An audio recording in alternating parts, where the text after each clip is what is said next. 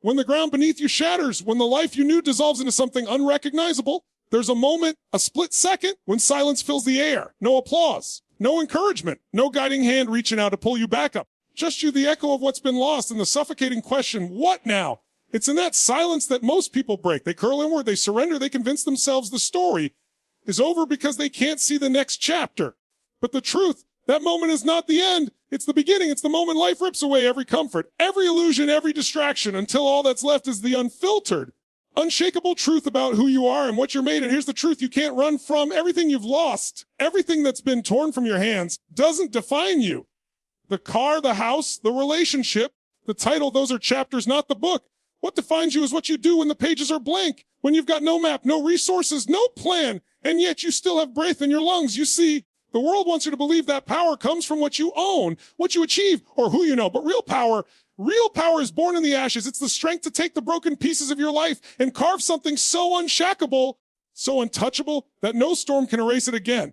Losing everything has a way of showing you what actually matters. You start to see the difference between wants and needs. You realize that the things you thought you couldn't live without were never the source of your strength. That your courage, your creativity, your discipline, your ability to adapt, those were there all along, buried under layers of comfort and predictability. The day you lose everything is the day you meet the most honest version of yourself. No mask, no performance, just raw, unfiltered reality. And it's terrifying because it strips away the lies you've been telling yourself. It shows you the habits you ignored, the limits you accepted, the dreams you shelved because they were too hard, too risky, too far away. But it also shows you something else, the fact that you're still here, that even when the world collapses around you, the most important thing remains you. You might feel weak right now. You might feel like every ounce of fight has been drained out of you. But here's the truth, that the fire inside you already knows weakness is just the stage before strength. Loss is just the soil before growth. Pain is just the forge before power. There's a reason some people never recover when they lose everything, while others rise higher than they've ever been. It's not luck.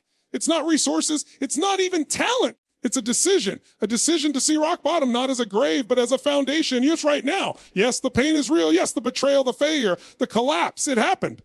And no, you can't change what's already done, but you can decide what happens next. You can let this chapter be the one that ends your story, or you can make it the chapter that rewrote everything. Because here's what life won't tell you.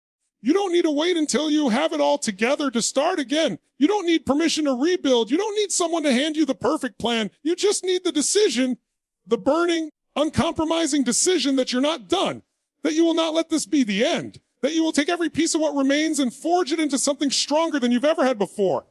In this moment, standing in the ruins, you have something far more valuable than what you lost. You have freedom to rewrite the rules, freedom to tear down the limits that were holding you back, freedom to live without the weight of pretending. And maybe right now, you can't see the path ahead. That's fine. Paths aren't found, they're made. You'll carve yours with every step, every risk, every act of defiance against the voice in your head that says, it's over.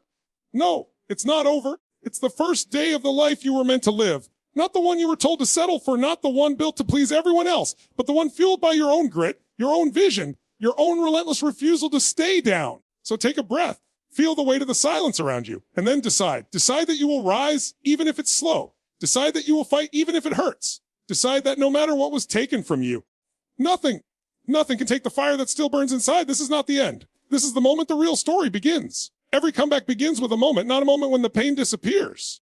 Not a moment when opportunities magically fall to your lap, but a moment when you look at your life exactly as it is, and you say it enough living in the shadow of what you've lost, enough letting fear dictate your next move, enough waiting for permission to begin again. The decision is the dividing line between those who stay down and those who rise. It's not a feeling. It's not, I'll get up when I feel ready.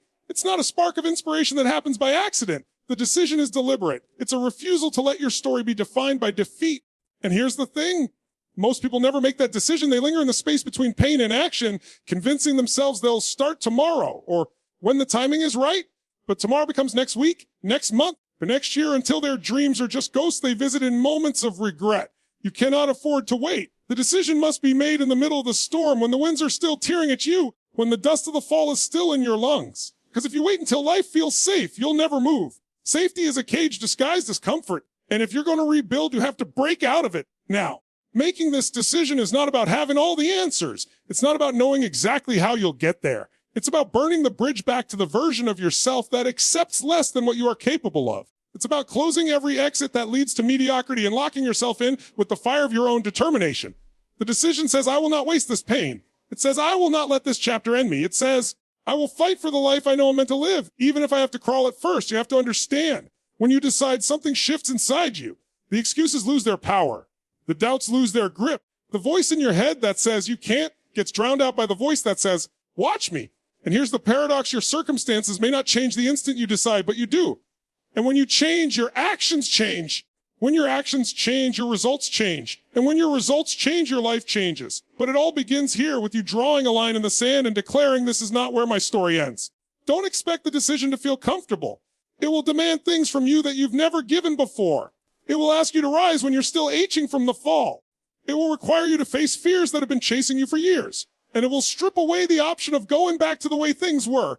That's why most people avoid it. They'd rather live in familiar misery than step into the unknown. But you're not here to play small. You're not here to live half a life. You're here to see what happens when you give everything you've got. The decision is a commitment, not a wish. It's not, I hope this works. It's, I will make this work no matter what it takes. And when you say that with every cell of your being, when you commit without an escape plan, you tap into a level of strength you didn't even know existed. Think about it. What if you treated this as your one shot? What if you acted like you had nothing to lose and everything to gain? What if you stopped asking, can I, and started declaring I must? That's the decision that turns victims into victors. That's the decision that takes people from the bottom to heights they never dreamed possible. That's the decision that changes everything. So right here, right now, make it. Not tomorrow. Not when things get better. Make it in the chaos. Make it in the uncertainty. Make it because you refuse to let your life be dictated by what's already happened. Say it to yourself with no hesitation, I am not done. I am not broken. I will rise. I will build. I will become more than I ever was before. Once you make that decision, the world won't immediately open its doors for you. You'll have to knock them down yourself. But the difference is, you'll finally have the strength to do it. This is your turning point. Step over the line. Burn the past and never ever look back. Rebuilding doesn't start with bricks. It starts with belief. The moment you decide to rise, you step on a new ground. It's not stable yet. It's uneven, raw, and untested, but it's yours. And from here, every choice you make, every action you take, becomes a building block in the foundation of the life you're creating. Here's the truth: the rebuild is not glamorous. There's no dramatic music. No one claps for the small wins you make in the shadows. In fact, most people won't even notice. And that's exactly why this stage is so powerful, because what you're building now isn't for applause. It's for permanence. The rebuild is about stripping away the old framework that failed you and replacing it with something unshakable. It's about becoming the kind of person who can't be destroyed by the same storm twice. And that means you can't just patch the cracks. You have to tear it down to the studs and start again. First comes discipline. Not the kind that shows up only when you feel motivated, but the kind that doesn't care about feelings. The kind that gets up early, stays late, and refuses to negotiate with laziness. Discipline is the scaffolding that holds you up when progress feels slow, when results aren't visible, when the work is harder than you expected. Then comes vision. You can't rebuild without knowing what you're building toward. And I don't mean vague. It wishes like, I want to be successful or I want to be happy. I mean clear, detailed, non-negotiable targets. What does your comeback look like? What does it feel like? What does it demand from you every single day? And once that vision is set, you protect it like your life depends on it. Because it does. Every decision you make either moves you closer to it or pulls you further away. The rebuild is about aligning your actions so tightly with your vision that anything that doesn't serve it gets cut away without hesitation. You'll face resistance here, internally and externally. Old habits will try to creep back in. People from your past may not understand the new standards you've set. Some will even try to pull you back into the version of yourself they're comfortable with.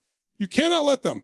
This phase demands that you become unapologetic about protecting your progress. The rebuild also requires patience, because real change is slow. It's not about instant results. It's about consistent, deliberate effort that compounds over time. The temptation will be to sprint to chase quick wins. But sprints burn out. You're not just trying to rise fast. You're trying to rise forever. That's why every single day matters. The choices you make when no one's watching matter.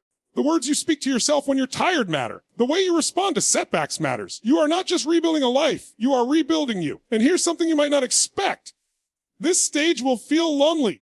Not because you're truly alone, but because few people understand the grind of rebuilding from nothing. They'll see the end result one day and call it luck or talent. But they won't see the nights you stayed up working when everyone else slept, or the mornings you got up before the sun because your dream wouldn't wait. The loneliness is the price of transformation. But it's also proof that you're no longer walking the same path as the masses. You're creating something rare, something that will outlast the temporary struggles. During the rebuild, you will also discover parts of yourself you never knew existed. Strength you didn't know you had. Creativity that only shows up when resources are scarce. Courage that grows when fear is still in the room, but you act anyway. And slowly, almost without realizing it, you start to see it. The life you're building begins to take shape. Not perfectly, not all at once, but piece by piece, day by day. You feel the ground beneath you becoming solid. There will still be setbacks. There will still be moments when the weight feels too heavy. But here's the difference now. You've built a mind, a heart, and a spirit that can carry it. You've created systems, habits, and standards that can't be erased by a single failure. The rebuild is not about going back to who you were before. That person is gone, and that's a gift. You're becoming someone new. Someone who doesn't just survive storms, but thrives because of them. Someone who can lose everything again and still rise, because what you've built inside is stronger than anything you could lose outside. This is the stage where you stop calling it a comeback and start calling it your life. There's a moment in every transformation when you realize you're not the same person anymore. It's subtle at first. The fears that once for you don't hold the same weight. The opinions that used to control you feel irrelevant. The setbacks that would have shattered you now only slow you down for a moment before you move again. That's the mark of the new strength, quiet, steady, unshakable. It's not the kind of strength that needs to be loud or prove itself to anyone. It's the kind of strength that comes from knowing you've already been through the fire and survived before you measured your worth by what you had, possessions, titles, validation from others. But now you measure it by what you can endure, what you can create, and how quickly you can rise when life tries to knock you down again. The new strength isn't about pretending pain doesn't exist. It's about facing it without letting it define you. You've stopped asking, why is this happening to me? And started asking, what will I do with this? That shift changes everything because it puts the power back in your hands. And here's something most people will never understand. Once you've rebuilt yourself from the ground up, the fear of losing everything disappears. Why? Because you've already lost everything and you've proven you can build again. That realization makes you untouchable. The new strength gives you freedom. Freedom from fear. Freedom from approval. Freedom from the limits you once accepted without question. It also sharpens your vision. You no longer chase every opportunity. You know which ones align with your mission and which ones are distractions. You no longer cling to people who drain you. You surround yourself with those who challenge you to grow. You no longer waste energy on battles that don't matter. You save your fire for the ones that do. And perhaps the most powerful part, the new strength carries humility. You don't need to flaunt your wins or seek recognition. You've seen what it takes to rise from nothing, and that makes you respect the grind more than the glory. You recognize that true strength isn't built in the spotlight. It's built in the silence. In the days when no one is watching, but you keep showing up anyway. People will start to notice the change. They'll see the way you carry yourself, not with arrogance, but with certainty. They'll see the way you handle challenges, not with panic, but with calm, calculated action. They'll see that you've stopped reacting to life and started directing it. This is when your life starts to compound in ways you couldn't imagine before. The confidence you've earned fuels bolder decisions. Those decisions create bigger opportunities. And those opportunities open doors that used to feel out of reach. But the new strength is about more than personal gain. It's about impact. Once you've been through the fall, the decision, the rebuild, you start to see others who are still in the struggle. And now you have something to give them, not pity, but proof. Proof that no matter how deep the pit, there's a way out. Proof that resilience isn't a gift. It's a choice. And that's when you understand the full purpose of the pain you went through. It wasn't just to build you. It was to equip you, to give you the kind of strength that not only changes your life, but has the power to change the lives of others. So now you walk with a different posture, not because you're invincible, but because you know you can handle whatever comes. You've learned that storms don't break you.